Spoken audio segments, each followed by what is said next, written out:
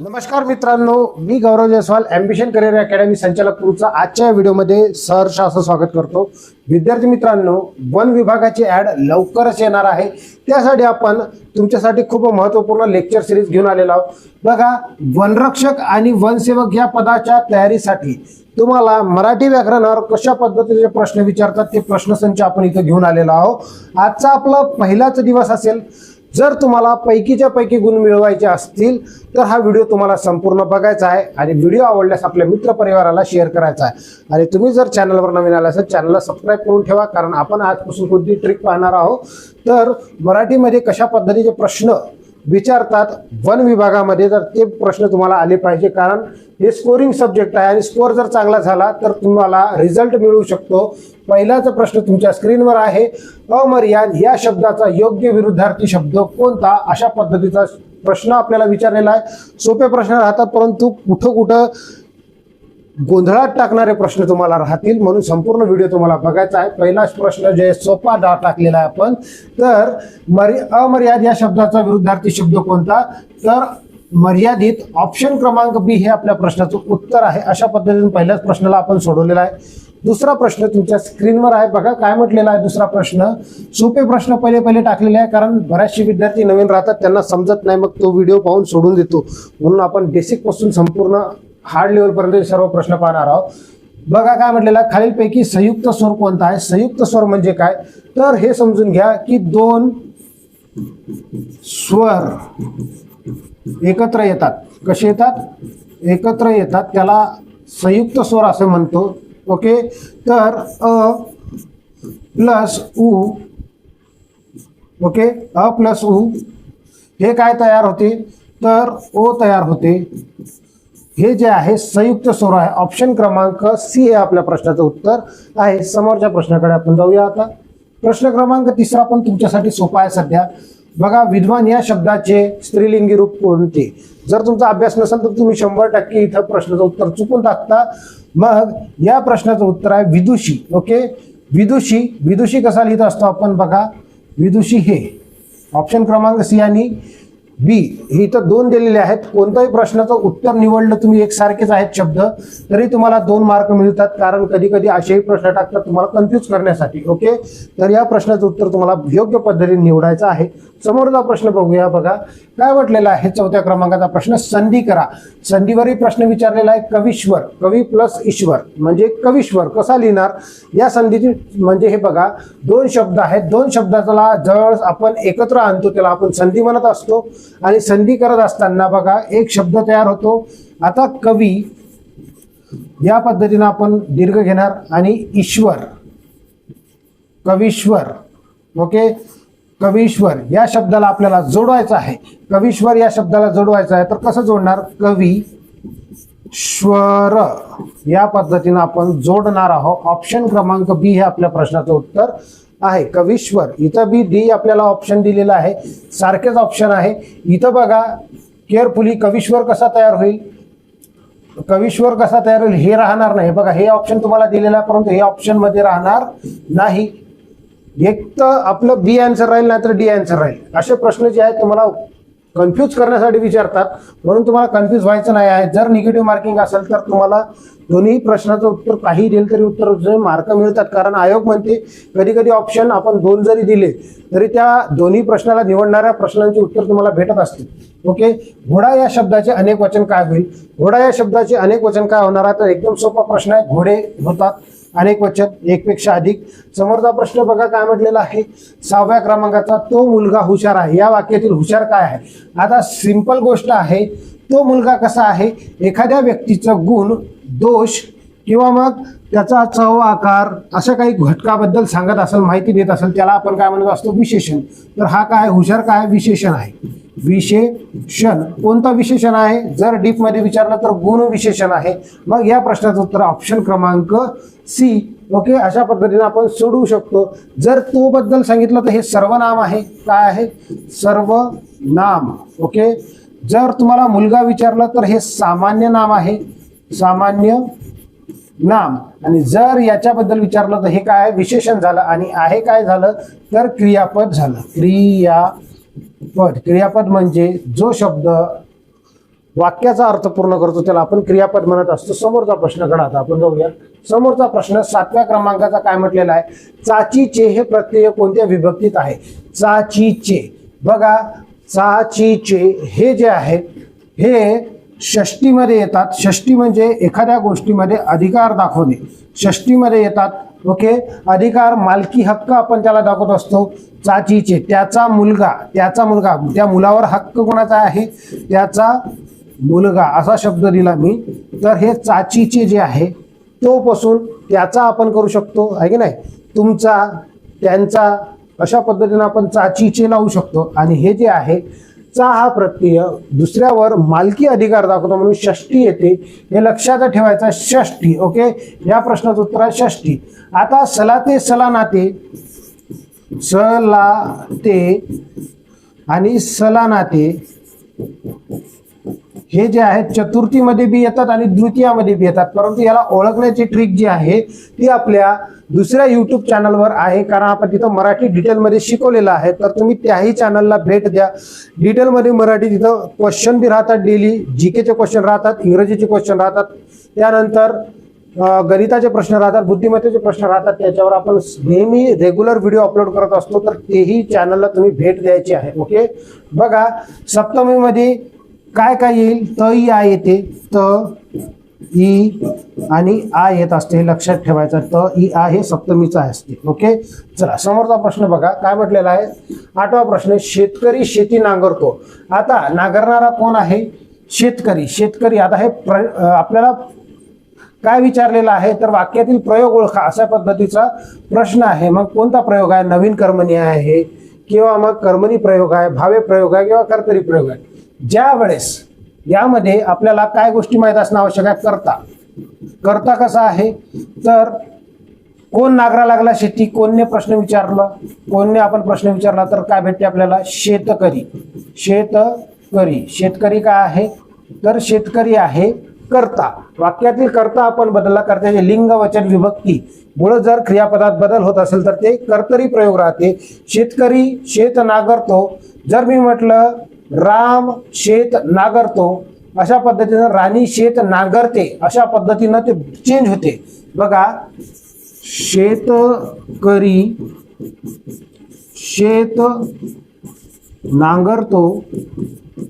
Okay, त्यानंतर जर मी याचं लिंग चेंज करतो म्हटलं राणी शेत नांगरते. ओके, जर कर्त्याचं आपण लिंग वचन बदललं, जर क्रियापदात बदल होत असेल तर तो कर्तरी प्रयोग असते आणि कर्त्याला कोणत्याही प्रकारचं काय लागत नाही तर प्रत्यय लागत नाही. शेतकरी, राणी याला कोणत्याही प्रकारचं प्रत्यय लागलेला नाही म्हणून हे कर्तरी प्रयोग आहे. समजलं. अशा पद्धतीने या प्रश्नाला सहज सोडवता येते. त्यानंतर बघा 9व्या क्रमांकाचा प्रश्न काय म्हटलेला आहे, पंचवटी या शब्दाचे समास ओळखा. समास ओळखण्यासाठी तुम्हाला 2-3 प्रश्न विचारतात. या प्रश्नाचे उत्तर तुम्हाला कमेंट बॉक्समध्ये द्यायचे आहे. बघा, पंचवटी या शब्दाचा समास कोणता आहे, समास ओळखता आला पाहिजे. बघा, ज्या वेळेस आपण पंचवटी या शब्दाचा उपयोग करतो, 5 वडांचा समूह आपण त्याला म्हणतो पंचवटी. ओके, पंचवटी म्हणजे काय, 5 वडांचा समूह. आणि जिथेही समूह दर्शक शब्द राहते, बघा पहिलं जे शब्द राहते ते काय राहते तर संख्यावाचक विशेषण राहत असते आणि याच्यामध्ये विशेषण आणि विशेष्य सारखा काय राहत असतो, संबंध राहत असतो. पंचवटी तर समूह दर्शक शब्द राहतात. कोणता, समूह. संख्यावरून समूह दाखवतात म्हणून ह्या प्रश्नाचं उत्तर ऑप्शन क्रमांक बी, द्विगु समाज आपण त्याला म्हणतो. जसं की पंचपाळ, 5 पाळांचा समूह पंचपाळ. ओके, त्यानंतर 12 भाई हे जे आहे कशात येतात तर द्विगु समासात येतात. द्विगु समास हे तुम्हाला लक्षात ठेवायचं आहे. समोर जाऊया. समोरचा प्रश्न बघा काय म्हटलेला आहे 10व्या क्रमांकाचा, डोळा या शब्दाचा समानार्थी शब्द कोणता. डोळा या शब्दाचा समानार्थी शब्द तुम्हाला कमेंट बॉक्समध्ये द्यायचा आहे. सरळ सरळ गोष्ट आहे. पाहता लोचनी, लोचन म्हणजे काय आहे, डोळा. तर ह्या प्रश्नाचं उत्तर काय आहे, डोळा. अशा पद्धतीनं लोचन त्याला म्हणत असतो आपण. बघा 11वा प्रश्न काय म्हटलेला आहे, मुलांनी गुरुजींना मान द्यावा या वाक्यातील प्रयोग ओळखा. प्रयोगावरही तुम्हाला प्रश्न विचारतात, तर या प्रश्नाचे उत्तर तुम्हाला देता आले पाहिजे. बघा काय म्हटलेलं आहे, मुलांनी गुरुजींना मान द्यावा अशा पद्धतीचा प्रश्न आहे. मग जर कर्त्याला प्रत्यय लागला आणि हे कर्म आहे त्यालाही प्रत्यय लागला, सरळ सरळ गोष्ट आहे, तो भाव्य प्रयोग येत असते. बघा तुम्हाला ट्रिकनुसार सोडवायचं आहे. याला प्रत्यय लागला आणि यालाही प्रत्यय लागला, मुलांनी आणि गुरुजींना, तर हे जे झालं दोघांनाही प्रत्यय लागते ते भाव्य प्रयोग असते. दिमागाला ताण घ्यायचं नाही, डायरेक्ट आपल्या प्रश्नाचं उत्तर सहज सोडता येते. म्हणून म्हटले त्या चॅनलला भेट द्या, तिथं आपण मराठी डिटेलमध्ये पाहिलेली आहे. त्यानंतर बघा यथाशक्ती या शब्दाचा समास कोणता. समासावर तुम्हाला प्रश्न खूप सारे पाहायला मिळालेले आहेत. हे प्रश्न तुम्हाला सोडवता आला पाहिजे. यथाशक्ती शक्तीप्रमाणे, ओके, शक्तीप्रमाणे अव्ययी भाव समास, अव्ययी भाव समास.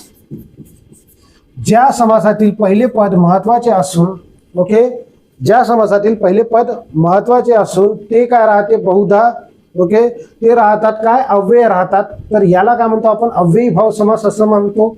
आणि यथाशक्ती शक्तीप्रमाणे, शक्तीप्रमाणे हे जे आहे अव्ययी भाव समास आहे. अशा पद्धतीने आपण याला सोडू शकतो. मग आ यथा प्रति हर दिन बर बेला बे, आ यथा हर दिन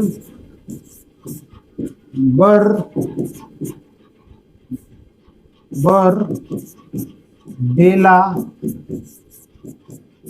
बे आणि गैर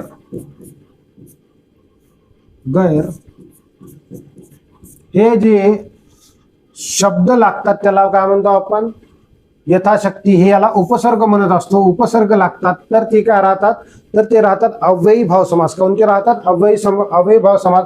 म्हणजे आजन्म, जन्मापासून, यथाशक्ती शक्तीप्रमाणे, हर दिन प्रत्येक दिवशी, त्याच्यानंतर हर दिन बर बेला बे, इथं दिनच्या जागेवर बिन करा, बिन, ओके, बेला शक, जसं की शंकेशिवाय, ओके, बर हुकुम, हुकुमाप्रमाणे. अशा पद्धतीने आपण सहज सोडवू शकतो. समोरचा प्रश्न बघा काय म्हटलेला आहे, 13वा, स्वस्थ हे कोणत्या प्रकारचे सर्वनाम आहे. स्वतः हे कोणत्या प्रकारचे सर्वनाम आहे. स्वतः हे आत्मवाचक आहे, परंतु लक्षात घ्या हे स्वतः आत्मवाचक, ओके, हे आत्मवाचक सर्वनाम आहे स्वतः. अशा पद्धतीने या प्रश्नाला सोडू शकतो. त्यानंतर बघा 14वा प्रश्न, अ आणि आ हे कोणत्या प्रकारचे वर्ण आहे. अ आणि आ हे कोणत्या प्रकारचे वर्ण आहे. बघा हे जे आहे तर अ आणि आ सजातीय स्वर आहे. एकाच उच्चार स्थानातून निघणाऱ्या स्वरांना आपण काय म्हणत असतो, सजातीय स्वर. अ पासून आ तयार होऊ शकतो आणि त्याचा साऊंड बी आहे ते सारखाच असतो, म्हणून आपण त्याला काय म्हणू शकतो, तर हे आहे सजातीय स्वर. त्यानंतर बघा प्रश्न क्रमांक 15वा. या प्रश्नामध्ये बरेचसे जण चुकलेले आहेत. गार्गीला थंडी वाजते या वाक्यातील कर्ता ओळखा. मी तुम्हाला कर्ता ओळखण्यासाठी काय सांगितलं, कर्ता ओळखण्यासाठी तुम्हाला सांगितलं कोणते प्रश्न विचारायचा, लागणारा कोण आहे, वाजणारा कोण आहे, तर थंडी आहे. थंडी काय झाला, मग कर्ता झाला. अशा पद्धतीने सहज आपण या प्रश्नाला सोडवू शकतो, आहे की नाही.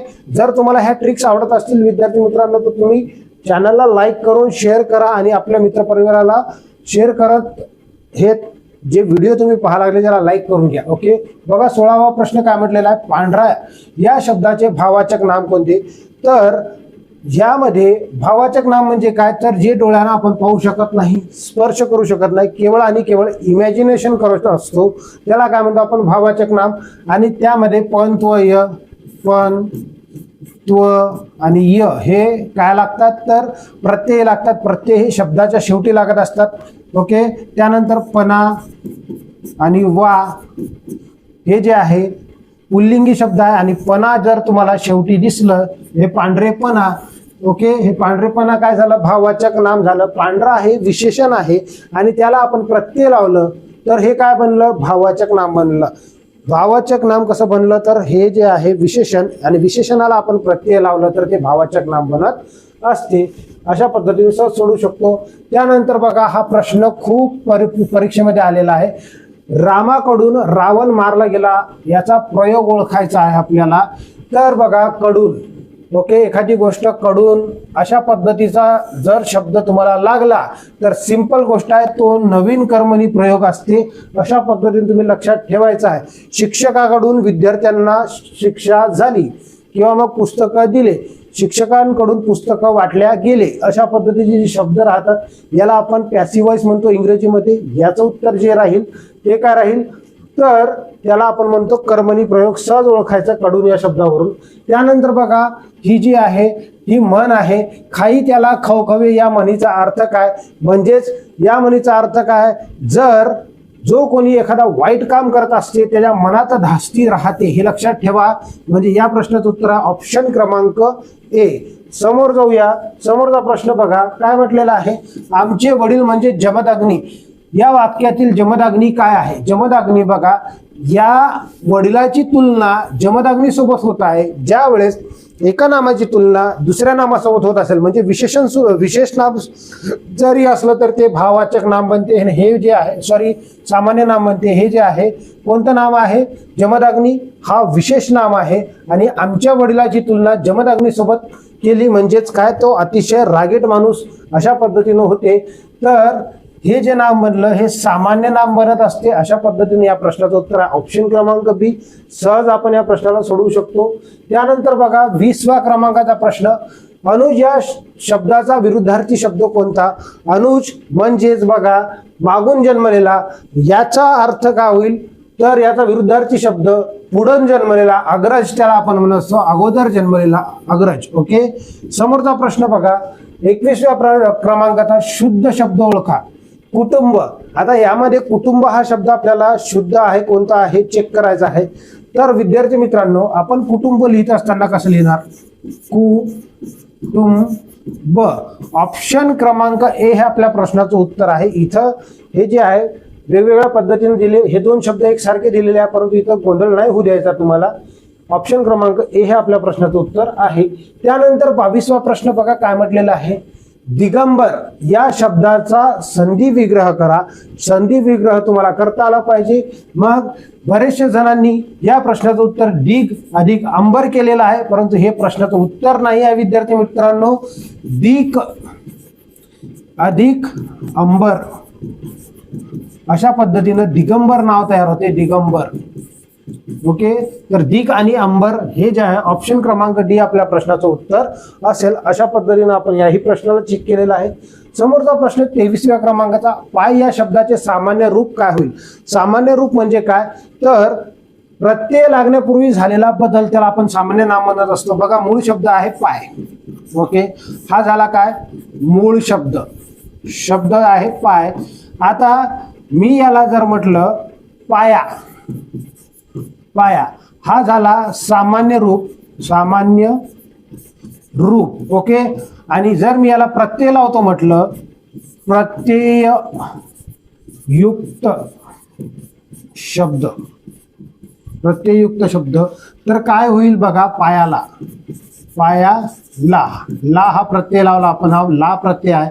आणि मूळ शब्दामध्ये प्रत्यय लागण्यापूर्वी जो शब्द राहतो मध्यभाग त्याला आपण काय म्हणत असतो, तर त्याला म्हणत असतो सामान्य रूप. मग यामध्ये आपल्याला काय पाहायचं आहे, पाया या प्रश्नाला पाहायचा. ऑप्शन क्रमांक डी हे आपल्या प्रश्नाचं उत्तर आहे, पाया. ओके, अशा पद्धतीने हाही प्रश्न चेक केला. चला समोरचा प्रश्न, तया तुम्हाला आत्ताच लिहून दिलेला आहे. सरळ सरळ गोष्ट आहे. तया कशामध्ये येते, तर हे येते सप्तमीमध्ये. सहज या प्रश्नाचं उत्तर सोडू शकतो. पंचमीमध्ये ऊन होऊन येते, ऊन होऊन. ओके, पासून असे शब्द येतात. त्याच्यानंतर बघा याच्यामध्ये येते नेईशी, नेईशी, निशी इही, निशी ई ही. हे जे आहे तृतीयामध्ये येते संबोधन म्हणजे येते हाक. ओके, हाक मारणे, सरळ सरळ संबोधन म्हणजे काय होते, हाक मारणे. आणि सप्तमीमध्ये येते त प्लस त ई आणि आ. ओके, चला अशा पद्धतीने या प्रश्नाला आपण सोडवलेला आहे. या प्रश्नाचं उत्तर ऑप्शन क्रमांक सी. आणि आजच्या व्हिडिओमधील सर्वात शेवटचा प्रश्न तुम्ही इथपर्यंत थांबलेले आहात, चेक करा. आईने मुलाला निजविले या वाक्यात क्रियापदाचा प्रकार ओळखा. बघा आई जी क्रिया करायला लागली, कोणावर करा लागली, तर दुसऱ्यावर करावं लागली आहे की नाही, स्वतःहून क्रिया नाही करा लागली. मग जर आपण एखाद्यावर क्रिया करत असते करता दुसऱ्यावर क्रिया करत असेल त्यावेळेस ते प्रयोग केल्यासारखं होते, त्याला आपण प्रायोजक क्रियापद म्हणत असतो. कोणतं क्रियापद आहे निजविले, तर हे प्रायोजक क्रियापद आहे की नाही. निजविले समजलं, कोणतं क्रियापद आहे तर प्रायोजक क्रियापद. अशा पद्धतीने आपण 25 प्रश्न पाहिलेले आहे. जर हा व्हिडिओ तुम्हाला आवडला असेल तर व्हिडिओला लाईक करा, चॅनलवर नवीन आले असेल चॅनलला सबस्क्राईब करा. भेटूया आपण समोरच्या व्हिडिओमध्ये आणखी काही नवीन प्रश्न घेऊन. धन्यवाद.